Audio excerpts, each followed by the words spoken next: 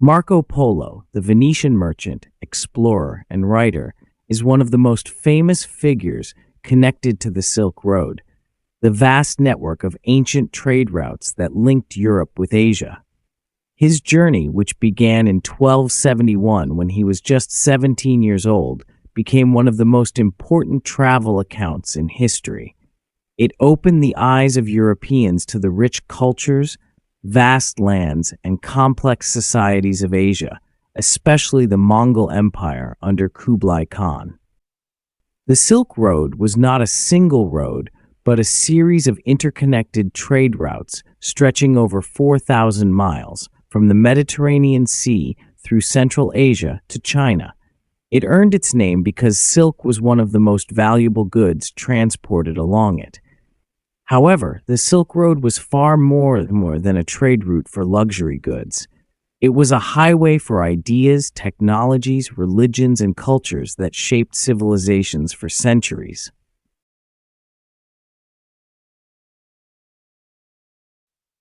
Merchants, pilgrims, and envoys traveled these routes, exchanging not only goods but also knowledge, scientific discoveries, and artistic styles, which profoundly influenced the development both east and west. Marco Polo's journey was a family affair.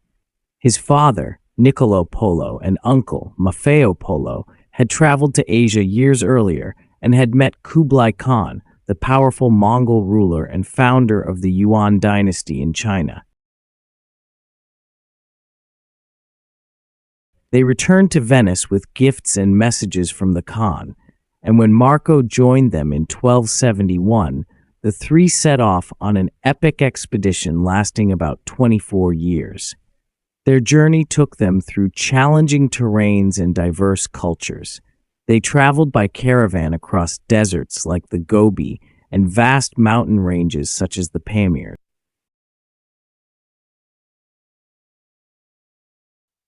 They passed through Persian cities, Central Asian oases, and eventually reached the Mongol capital of Shangdu and the main city Khanbali in Beijing. Along the way, they encountered traders, nomads, soldiers, and local rulers, each with their own customs and stories. The Polos had to navigate political tensions between rival tribes and kingdoms, which sometimes threatened their safety. Their ability to speak several languages and adapt to local customs was crucial to their survival. Marco Polo's time at Kublai Khan's court was remarkable. The Khan was a grandson of Genghis Khan and had united much of Asia under his rule. He was interested in the world beyond his empire and was fascinated by the Polos.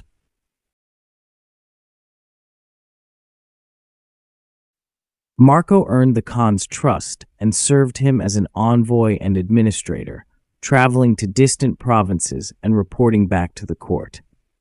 This privileged position allowed Polo to witness firsthand the inner workings of Mongol administration, their impressive infrastructure projects, and their efforts to promote trade and cultural exchange throughout the empire. In his book, The Travels of Marco Polo, he described many wonders of the Mongol Empire. He marveled at the grandeur of the cities, the advanced infrastructure such as roads and relay stations, and the use of paper money, which was revolutionary for Europeans accustomed only to coins. He wrote about vast markets filled with exotic goods, spices, jewels, silk, and precious metals that showcased the empire's wealth.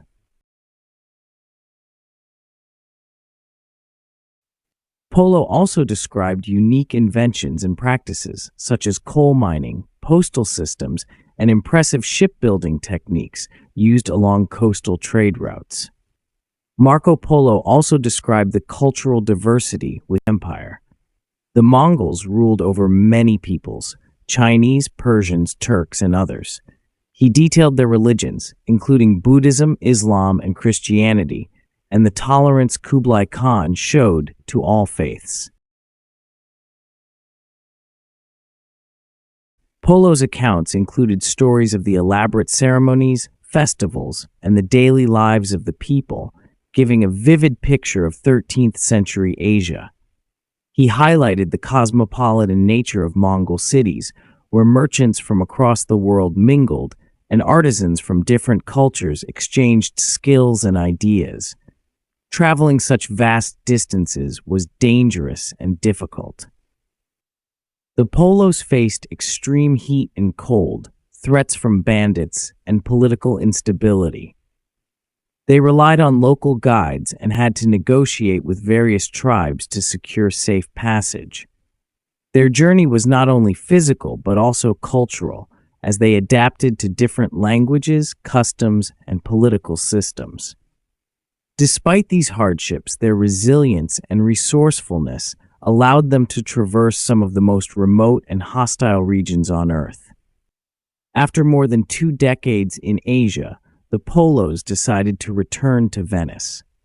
Their journey back involved sea travel through the South China Sea, the Indian Ocean, and the Persian Gulf. Upon returning, Marco was soon captured during a naval battle between Venice and Genoa and imprisoned. It was during his captivity that he recounted his adventures to a fellow prisoner who wrote them down as the Travels of Marco Polo.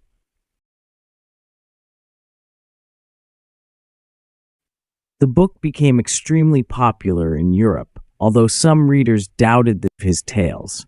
Despite skepticism, modern historians have verified many details from his accounts, confirming his place as one of the earliest and most important European explorers of Asia. Marco Polo's journey had a lasting impact. His stories inspired explorers like Christopher Columbus and helped Europeans gain a better understanding of Asia. The Silk Road, illuminated by his travels, symbolizes the early connections between East and West, a network of exchange that influenced trade, culture, and history for centuries. In summary, Marco Polo's journey along the Silk Road was an extraordinary tale of exploration, discovery, and cultural exchange. It bridged worlds separated by vast distances and differences, leaving a legacy that celebrates curiosity, adventure, and the spirit of global connection.